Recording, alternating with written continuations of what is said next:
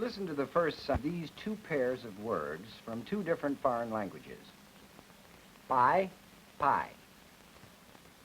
Dog, dog. Did you hear any difference between the P sound of pie and the P sound of pie? Did you hear any difference between the D sound of dog and the D sound of dock? You probably didn't, because these kinds of P's and D's are not heard as significant differences in the sound system of English. In other words, our ears are not trained to hear anything really different in these sounds.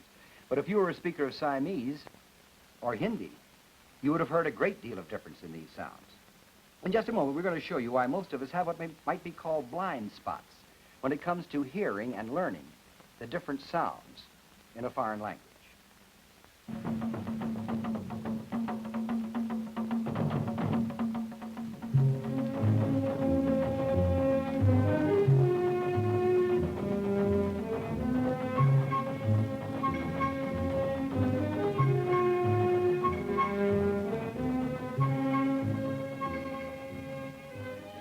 In our program last week, we were talking about language learning. We were talking about the fact that a great deal of the structure, the system of a language was learned very, very early in a person's life and completely outside of his awareness.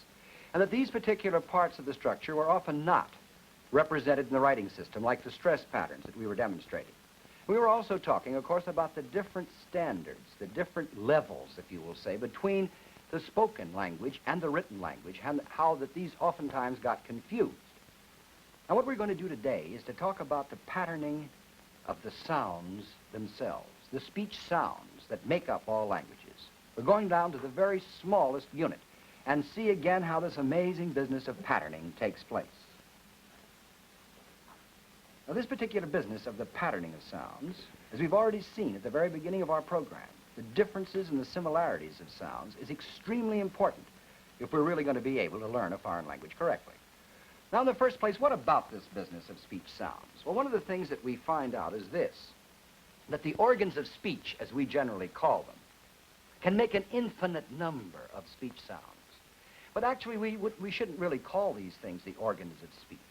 We should call them, well, I don't know, we can call them the organs of speech if we want, because we're interested in them as just that. But they're really in our bodies for quite different purposes, for the purposes of eating and breathing. And man, in inventing these amazing symbolic systems, which we call languages, has what we, as we say, overlaid the function of speech upon these particular parts of our body, which we will now, of course, continue to refer to as the organs of speech. So the organs of speech in the human being can actually make an infinite number of speech sounds. But the brain, which is part of this package, like a magnificent digital computer, is able to say, no, this is the same, this is different, this is the same. In other words, segment these particular things and pick them out and classify them, so to speak. So, we can say then that the human being can make an infinite number of speech sounds. But even over and above that again, you never make the same speech sound exactly the same way twice in your lifetime. Never exactly the same way twice in your lifetime. And yet again, this digital computer says this is the same and this is different, this is the same and this is different. It's this business of segmentation which makes language possible. And again, the human brain is absolutely essential to be able for us to talk languages. Now, the child, before he learns his language, sort of limbers up these organs of speech and makes a tremendous number of different kinds of sounds. Strange sounds to us. I can remember my oldest boy, when he was still in the crib, used to have, oh, a wonderful time making the back K sound, as we call it, this kind of sound. Caw, caw, caw, caw, caw, way back in the back of the throat. At 10 and a half, he can't make that sound at all, or has great difficulty doing it. And I tell him he used to be able to do it all the time when he was a very, very small child. It's hard for him to believe me. Why can't he make it now? Because that kind of sound is not a significant speech sound in the pattern of English, although it is extremely important in the Semitic languages like Arabic and Hebrew. Now, these speech sounds can be classified, and they are by linguists, of course, in two different ways, theoretically. Either by the acoustic properties, that is how they sound to us, whether vibrant or guttural or heavy or light, or what happens in the body when we make the sounds that we hear. That is a rough physiological classification. Now, although we are working, several linguists are working on a better acoustic classification of speech sounds, it is not yet as satisfactory as the old rough physiological classification, and I'd like to show you how that works right now. Here is a cutaway of the human head. Here are the two lips, very important in the making of speech sounds. Here are the teeth. Here behind the teeth is a little ridge of bone that is called the alveolar ridge. Don't worry about these technical terms. They just will help me get through this kind of classification. I want to show you, we're just making a rough physiological classification. Now, if you put your tongue on this alveolar ridge and slide it back toward the roof of your mouth, you will go over that hard palate. Now, if you go even farther, where it gets squishy, back there, that soft part is called the soft palate or the velum. So you have the hard palate and then the soft palate of the velum, and the velum is a very interesting piece of articulatory mechanism in that it can close off the nasal passages to allow the air to come out only out of the mouth, or it can allow the air to come out of the nose, as in and so on, or ah. In other words, oral versus nasal. Now, at the end of the velum is a little tongue of skin called the uvula. And the uvula is a very interesting little piece of mechanism, and I want to show it to you now. I'm going to open my mouth and say, ah, the way the doctor says we should do it when he wants to see down our throat. And I want you to see that little tongue of skin that hangs from the end of the velum. Ah, ah, ah, ah, ah. See that little tongue of skin? Well, that's the uvula. Now, this particular uvula, it's very interesting. It makes some sounds, very important sounds. It's the kind of sound that, it's the kind of thing that happens when the Frenchman says Paris, for instance. But, you know, some years ago, when doctors used to take out tonsils, they used to snip that little uvula off. I mean, who needed it? Who wanted it? Well, of course, when the children that had their tonsils taken out at that time wanted to grow up and speak a language like French or German that have uvula sound, they found that they had the devil's own time trying to do it. Now, this whole business of the uvula and the velum again can, of course, cut off the whole nasal passage. Air can come out of the nose or can come out of the mouth in terms of whether or not that thing is closed or open. And down here, number 9, this is probably one of the most important parts of this machinery. This thing is the larynx, number 9, and actually out there is the Adam's apple. And here inside the larynx are what we have been taught to call the vocal cords.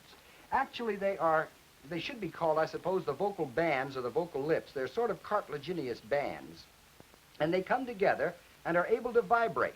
And that vibration, as the air comes up through them, causes what we call voice, the technical term for it being voice. Now, to hear what voice sounds like, put your hands over your ears and say buzz, buzz.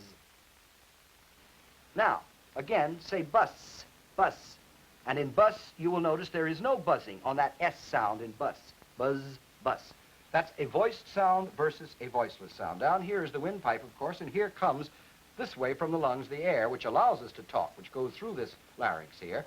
And this is the food pipe or the esophagus here. And, of course, if you don't close off the epiglottis, sometimes you get the food, as we say, goes down the wrong way, and that causes a paroxysm of coughing. And we know how that is. People slap you on the back and so on. All right, now this business, then, of the classification of speech sounds actually is in that part of linguistics which we call technically phonetics. And in phonetics, what we're doing is studying the classification of the speech sounds, which are technically called phones. Now, the phones of a language, the sounds of a language, can be classified in two major ways, in terms of their manner of articulation and the place of articulation. First, I'm going to show you what I mean by manner of articulation. Again, there are a lot of technical terms here, but you're not supposed to have to memorize them now. This, again, helps me get these kinds of classifications across to you. The first kinds of sounds are called stops, and they're just what they mean. It means the air is stopped and then released. For instance, as in pin, or tin, or kin. You see where I stop the air momentarily and then release it. Affricates are like the stops, except there's a certain amount of air that goes along with them, like ch and j in church and judge. The spirants are those sounds that have lots of air on them, as in the F sounds and the S sounds. F, s, like that. They can be voiced and voiceless, of course, z and s. Now, the spirants, then the nasals, those that come out through the nose, the nasal sounds, and so on, and flaps, or taps. A flap, for instance, the sound the Englishman makes when he says vere, or mere, mare, mere, is an alveolar flap, that is, the tip of the tongue comes down against that little ridge behind the teeth. You have more than one flap. That gives a trill. For instance, when the Scotchman says very, Very, that's a trill. Or when the telephone operator says three, that's an alveolar trill. In German, for instance, you can trill the velum. Oftentimes, speakers of German, when they say the word for red, rot, I'm not very good at that, but that is a velar trill. Now over here we have the place of articulation. That is, whether the two lips are used. That term bilabial simply means two lips used, as in pin and bin and my, the P, B, and M sounds. Labiodental, lower lip and teeth, as in and v, f, and v. Alveolar, whether the tongue comes against the alveolar ridge, as in tin and din. Palatal, whether it's on the hard palate, s and z, or that particular sound we heard in the dot at the beginning of the show, way back on the palate. Velar sounds like k and g, r, k, and g, with a velum. Now to refresh your memory again from the chart we had a moment ago, here we are again. Place of articulation. Two lips bilabial. Tip of the tongue on that alveolar ridge, alveolar. If it were on the teeth themselves, dental. Palatal. On the hard palate, back of the tongue against the soft palate, the velum, velar. And then you see now we can actually use the classification both ways. For instance, let's take the last sound in the English word sing. It is actually a velar, that is, the back of the tongue goes against this velum, sing, and the air comes out of the nose. So it is a velar nasal, so that we can classify these phones in terms of manner of articulation and place of articulation, referring again to this rough physiology. And it works extremely efficiently. It's really, it seems, all we need to be able to classify the phones. But there's one thing about the phones. The phones really are not the smallest unit of speech. The phones themselves are bundles of smaller units, which we call the articulations. Now, the articulations are the things like stopness, or the things like spirantness, or the things like bilabialness, and these get bundled together to make a phone or a speech sound. For instance, have you ever noticed the real difference between the sound, the first sound in rye and the R sound, the second sound in try? Well, there's a lot of difference there if you listen. Listen again. Rye and try. This sound, the sound in rye, is a fully voiced sort of spirant. But the sound in try is a voiceless spirant with a tremendous amount of friction noise on it. Listen again. Try, as against rye. Now, how is it possible that although these particular phones are so different, that we react to them as though they were the same? Even though we can hear the difference when I bring them into your awareness, we write them with the same letter and we react to them as though they were the same sound. Well, the reason for this is this, that actually in terms of how languages work, what we are really listening for is a family of sounds. In other words, the R here and the R here, though different, belong to the same sound family, the technical term for which is phoneme. The phoneme is the family or the class of related sounds. Now, to show you how the phoneme works, I'd like you to step over here and look at this chart. Now, please don't get too concerned about this chart either. It looks rather formidable, but it's really not so formidable when I'm going to show you exactly what we're going to learn from this chart. First, I'm going to take the initial P sound as we hear it. That is the first sound in the word pin. And I'm going to show you the articulation units. It's a voiceless bilabial stop, the sound in pin, according to what we've just learned. In addition, it's fortis. That is, there's a strong amount of muscle contact when we say the sound in pin. But more important, it is aspirated, by which I mean there is a lot of air that comes out along with it, a puff of breath that comes along with it. Watch, it blows out a match. Pin, you see? Now do it again. And you can do this, you can test it in the back of your hand. Pin, you'll feel that puff of air. Pin. Now please notice that the P phone, or the member of this P family we're talking about, that is final. That is the one that is at the end, as in a word like up, is voiceless, fortis, bilabial, and a stop, but unaspirated. Watch. Up, up, up, up. Doesn't blow out the match. Pin always does. Now, not only do we have an unaspirated phone final, but over here is the kind of P phone or sound we get after S.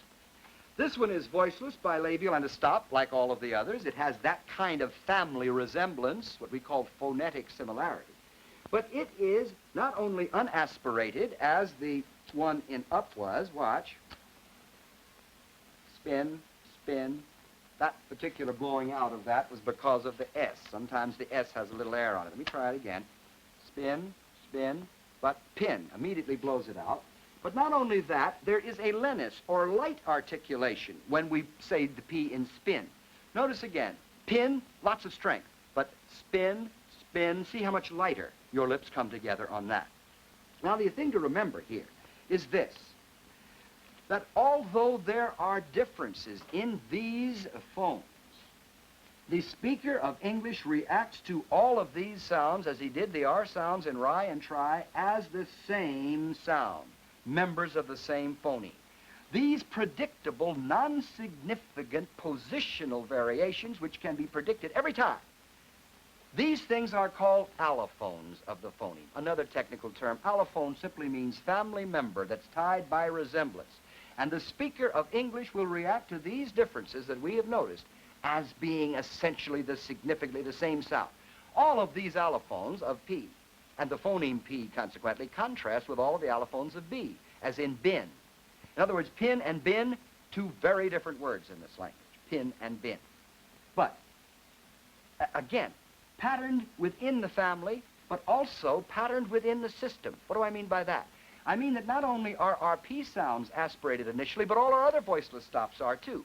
Now, watch. In tin, you see, the initial phone in the T series, or the T family, also is aspirated and blows out. Same way with the K. King, you see, that blows it out. But by the same token again, the phone of T and K after S are lenus and unaspirated and won't blow out the match. Skin, skin, sting, sting. But again, tin, you see? So we get then patterning. Patterning at all levels. Patterning throughout the sound system. Allophonic patterning, which is predictable, and patterning throughout the system of the consonants. Now, I'm going to show you a chart of the consonant phonemes of English. Please, again, don't be startled by these strange symbols that I have here. The reason I am giving you this chart is to show you again the patterning of the English consonant phonemes, but also to remind you that we have no letters in our alphabet to represent these particular significant sound contrasts. Remember, in our second program, we talked about the fact that all writing systems were incomplete and inconsistent. Well, here's the patterning. It goes like this. Here are the voiceless and the voiced stops. PTK, bilabial, alveolar, and velar. BDG are the voiced, bilabial, alveolar, and velar. Perfect patterning. Voiceless and voiced affricates, as in church and judge. Voiceless and voiced spirants, as in fun, vun, thin, then, as in sin and zounds. And this one with a wedge over it represents the sound in she, and this Z with a wedge over it, the sound in measure or azure or garage. Now notice we need these symbols because we don't have any letters in our alphabet to represent these sounds. This 0 with a line through it and this cross D represent the voiced and voiceless spirants, difference between thin and then. I'm going to talk about that in just a minute. Now down here we have our nasals, the bilabial nasal as in me, the alveolar nasal as in knee, and this one, this long N with a curl, represents that sound I've already talked about, the last sound in sing, a velar nasal. L and R are very interesting in English and in many other languages, interesting sounds we call laterals, which are quite like spirants in some way and like other sounds in others. I will simply use a sort of blanket term for them, laterals.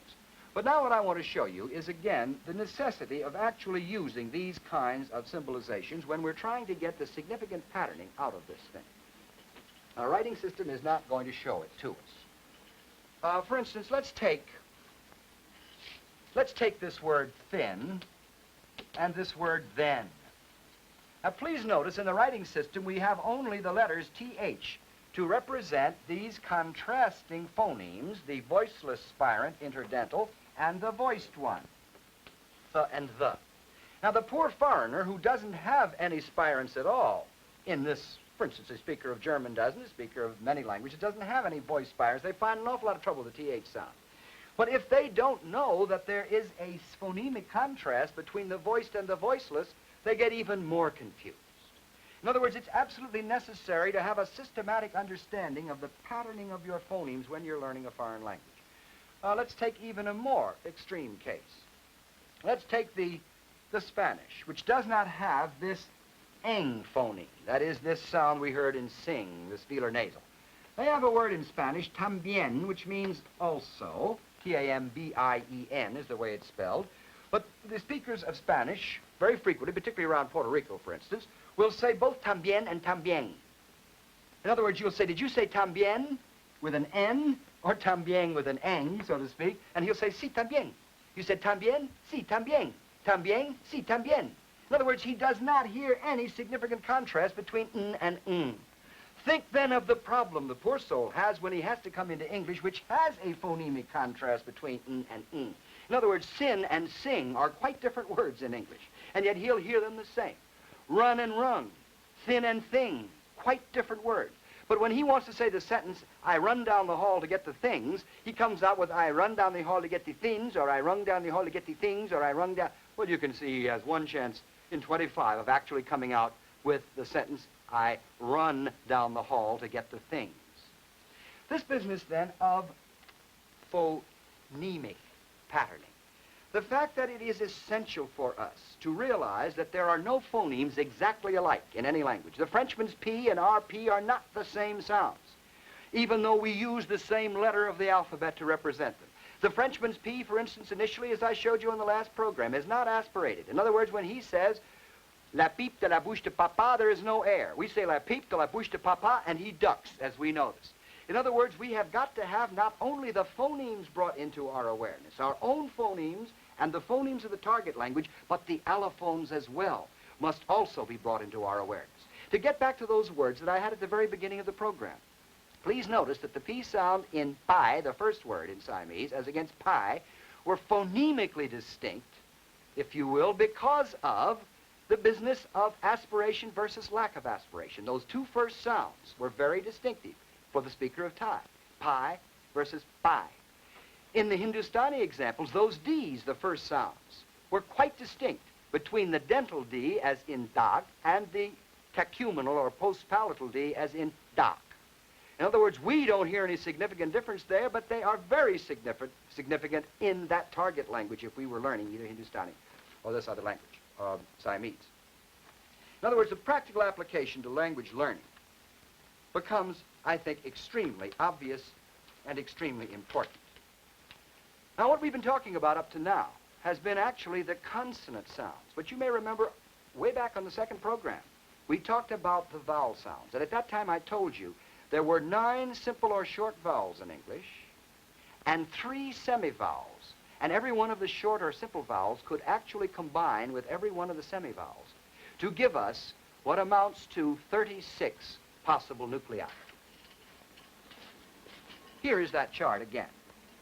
Here are the short vowels. Pit, pet, pat, just, pot, put, gonna, and fox, if you say it that way. You see? Now, what I'm saying now is that what we have here actually is 9 vowel phonemes and 3 semivowel phonemes which can go together. Now, you may remember on that second program I also showed you that this particular thing was a glide higher in fronter, this higher in backer with more rounding, and this glide, the H, represented a glide to the center. And I gave you words like this. E, E, and you saw my tongue go up. A, you saw my tongue go up. Woo, woo, or ooh, where you saw more rounding. O, more rounding as my tongue is rising back there. And then ah, more to the center, starting lower and go to the center. Ah, I, and so on, glide to the center. Now what we have here then is actually a combination of simple vowel phoneme and semivowel phoneme. In other words, the English system is divided between simple vowels and complex nuclei composed of 2 of these things. Now, I have to be honest with you. There is a great controversy still raging in linguistic circles as to whether or not such so-called long vowels as E really are composed of 2 segments, a simple vowel and a semivowel. Now, if this is true, and if this analysis that I'm giving you is right, then the Y at the beginning of the word and the Y at the end of a word, as in ye, ye, or yea, yay, or the H, ha, at the end of a word, they ought to actually sound very much alike if we could ever get in the world somebody to really be able to say them backwards. Well, in order to test this out, what we have actually done is to make a tape. And that tape, you will hear a speaker who actually says the words first in normal order. Then mechanically, we have run it backwards on the tape and then spliced it. So that what we get is first you will hear the speaker say the ordinary word ye said, and words of that kind said that way. Then you will hear that same speaker actually with his voice running backwards. And what I want you to do is to ask yourself this question. Do these things sound alike both backwards and forwards? Because if they do, then this analysis and what you've seen inside the mouth in terms of the physiology, it must be something very much like that. It must be the same. All right, here now is that tape. Ye, ye, yay, yay, yay, yay, woo, woo, wow, wow, whoa, whoa, ha, ha. I think you'll have to admit they sound practically identically, whether forwards or backwards, which gives us a pretty good proof that our analysis of simple vowel phoneme and complex and semi-vowel phoneme is a very good analysis. At least until something to the contrary comes in, I'm going to buy it. Now, one thing I know that today we have gone very rapidly, and I've used a lot of technical terms. I've had to be technical on this program. Actually, what I want you to take away is this, that we are dealing with patterning at the very lowest, smallest level, if you will, the very lowest level of language. That this patterning, these articulation units go into phones, and these phones in turn go into larger family units, which we call the phoneme. And that actually it is the phoneme that we listen to as the significant sound. In other words, we listen to the P contrasting with the B contrasting with the L, not with the phonetic contrast of the initial P with the final P and so on. These all are the same. In other words, to learn a foreign language properly, we must start right at this level, and we must hear the phonemic as well as the phonetic differences. We must have them brought into our awareness in spite of the way writing systems ignore them. Now, in our program next week, we are going to be talking about variations in speech, dialect variations. Every one of us has noticed the fact that the Southerner doesn't talk like the fellow from Boston, and he doesn't talk like the fellow from the northern part of Minnesota. In other words, how can we correlate this business of speech variation? Who talks how, for what reasons, why, or what can they be correlated with? So we are going to be talking about dialect variations, particularly in terms of vowel sounds, the same kinds of vowel phonemes that we were talking about here. That's what we're going to be doing next week. Speech variations, the whole matter of dialect, mainly on vowels, but also we will have something on vocabulary variations. Be with us then, won't you?